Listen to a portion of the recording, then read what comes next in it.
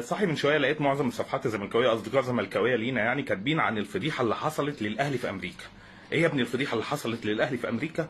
قال لك الفيفا عملت عرض على تذاكر الماتشات بتاعت ماتش الاهلي وانتر ميامي لطلبه الجامعات، اللي ياخد تذكره يدوا له 3 هديه عشان ما حدش راضي يدخل الماتش عشان فضحتونا بره وبتاع. طيب تمام، هو بعيدا عن ان دي حاجه بتحصل في امريكا عادي، ان الطلبه ليهم تخفيضات في تذاكر الماتشات في السينما في كل الكلام ده. بس انا عايز اسالك سؤال كراجل فلحوس بليلي يعني.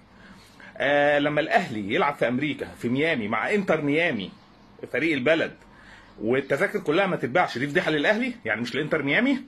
الانتر ميامي اللي هو فيه اعظم لاعب في التاريخ اللي هو ميسي، يعني دي فضيحه للاهلي؟ يعني انت بتتكلم ان الاهلي فضحنا عشان تذاكر الماتشات ما اتباعتش كلها في امريكا في ميامي وهو بيلعب انتر ميامي فريق البلد. امريكا اللي هي اصلا كره القدم مش هي اللعبه الاولى فيها، يعني كره القدم مش اللعبه الاولى في امريكا، ليهم كره قدم امريكيه.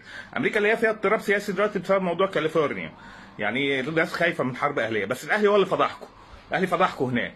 طب ما تطلع انت يالا وما تفضحناش، اطلع انت يالا ورينا جماهيريتك يالا، ورينا جماهيريتك يالا. انت عامل بالظبط يالا زي واحد مثلا ماشي في الهند في نيودلهي وقال لك انا ما سمعتش شريط عمرو دياب الجديد، عمرو دياب وقع خلاص. ليه يا ابني عمرو دياب وقع؟ عشان ما بسمعش شريطه في الهند، ما سمعتش شريط عمرو في الهند. فالاهلي فضحنا في امريكا عشان بيلعب انتر ميامي في ميامي والتذاكر ما اتباعتش. يعني بص، ده كائن الفلحسه البليليه، ده فلحوس بليله ده. انا براحتك يعني، انت قول اللي انت عايزه، انا عارف ان في غل من جوه بقى، شايف الاهلي بتاع ده الكاس العالم انا لازم اقول حاجه، ده فضحنا في امريكا.